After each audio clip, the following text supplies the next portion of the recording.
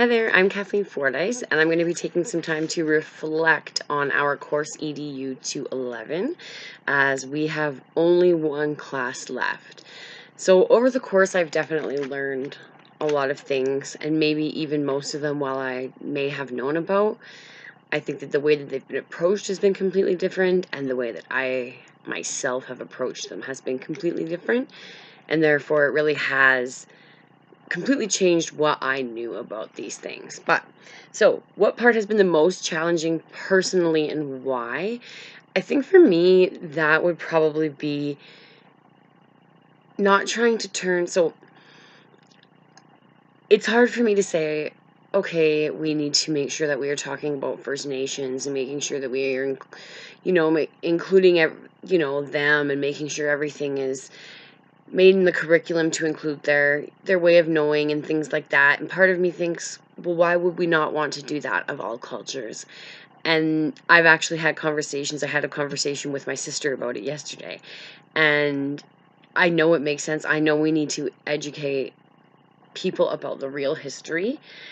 And I think I just need to remember that this isn't completely in the past, and therefore it's not okay to just act as if things are equal, and therefore it does need to be treated differently.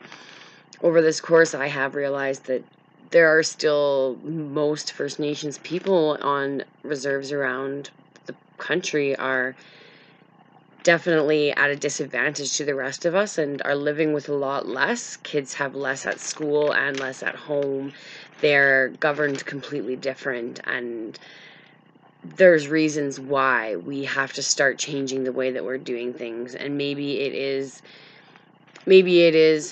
I don't want to say overcompensating, that's not the right word. Maybe we are going a little far, but at the same time we're not. And I just have to keep telling myself that this isn't about including all. And while all would be included, I do think what benefits one may benefit all. So just making sure we maybe take these ideas and also apply them to other areas of our teaching. But we need to remember that the focus on First Nations people is there for a reason, and we need to approach it like it's there for a reason. So that's a big one for me. Actually, Dr. Dwayne,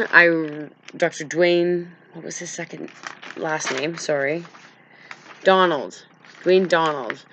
I really liked talking to him. He was pretty blunt and put everything just out there, and I liked that he said, while this education was forced on them, the First Nations were forced to learn this way. So, maybe we should be forced to learn their way for a bit. We came onto their land and we're living, coexisting together. Therefore, both sides need to be learned, not just one. And so now we have to take a step back and we need to make sure that we are doing those things. To me, it seems like there's a big discrepancy between federal and provincial, and that seems to cause a lot of things when it comes to school funding and medical issues. And there shouldn't be, when it comes to children and when it comes to people's lives, there shouldn't be a fight over who has to pay for what. And I don't think that would happen with other people. That was something I learned from the readings that I didn't know about, and now things have to change because that can't happen. We can't let a child die because we don't know who's going to pay to cover it. That really hit home with me. What have you learned and what impacted my thinking and practice the most, and why, about the different 3 resources? So I think from the readings, the biggest one, and maybe it was because it was our first presentation, but the language, we presented on language and culture and the loss of language and how it affects culture. And I think for me, that was a really big one because I was always under the impression that the biggest loss was of the land. And while that was huge, and I think I didn't realize how huge it was because I didn't know what the land meant to First Nations people, but the loss of language was the loss of culture, and forbidding them to speak their language and completely taking it away didn't just affect language, it affected everything. And I think that was right at the beginning, but it still sunk in with me. it makes me think of, actually, we were doing in our language arts class, we were talking about ELL learners, and if in a language arts class, would you let them write in their own language, even if you couldn't understand it?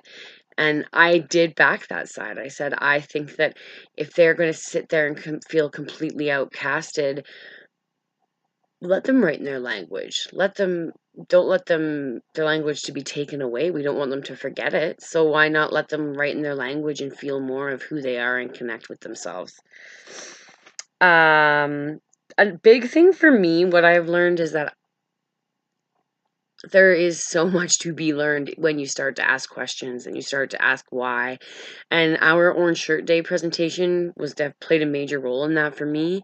And I reached out to people that I've known for 15 years, and I've just never asked questions. And I ended up talking to one of my best friends' sister-in-law, who lives on Escatem First Nation, and I didn't realize that Orange Shirt Day originated out of their like a meeting that their leader Fred Robbins had put together. And I asked a ton of questions, and she guided me a bunch of different directions with different resources and websites and blogs and videos. And the things I learned just by asking questions and trying to find answers blew my mind. So that's definitely something that I need to implement in my practice and in my future, and is to just continue to ask questions and to learn more, and to not just stop when I found my answer, but to just keep going. And once again, with the reconciliation, I think when we were doing our Orange Shirt Day, we wanted to ask, what does reconciliation mean to you? And luckily, her name was Bettina. I was talking to her, and she was very nice about it, but she said, for many, that's a question that doesn't come with a smile. That's with angry faces. Reconciliation is a process that isn't going to be easy, and it's not pleasant. It's not all smiles and rainbows, and it means something different to everybody. And so that's why it is difficult, but we have to keep pushing and finding out answers, and that will help things. Something that Dr. Dwayne actually said really.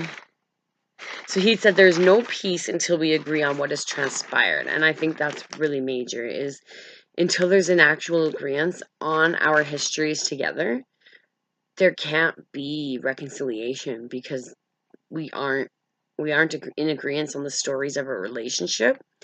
And especially for First Nations, relationship and the stories, those are the main things, and we need to make sure that we're getting the stories out there. In my classroom, I definitely need to make sure to incorporate Indigenous ways of knowing and being and even thinking, and just make sure that even in the slightest ways, I can be constantly bringing those in. Not once, not as a checklist, but over and over and over, so that they become a normal part of my classroom. What learning do I need to engage in the most? And I think in my rambling, I did just kind of talk about this, and that would be asking questions, wanting to find out more. I think when I was actually asking questions about Orange Shirt Day, Bettina, she had said to me, you should really try to talk to some people from around where you are, because Treaty 6 and Treaty 7, where we live, the relationship with the land, try to find out more about First Nations people from around where you are, because there's a different story to tell, and every area and every band has a different story to tell, and therefore, even though we may have heard lots, we haven't heard them all, and we just need to keep asking. I need to continue to educate myself. I need to go to PDs like the one at the college, which was great, and I'm sure I'll go again next year, but I need to continue to seek out things like that can further my education and further me thinking of kind of different ways I could bring this into my classroom. Another thing, Dr. Donald, I really did enjoy him, was he said it's about encouraging and inspiring and maybe not about giving answers.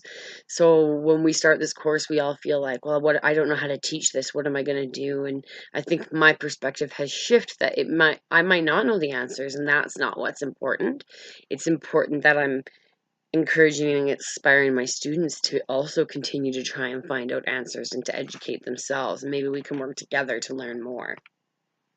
And I need to do that learning with an open heart and an open mind and always be vulnerable.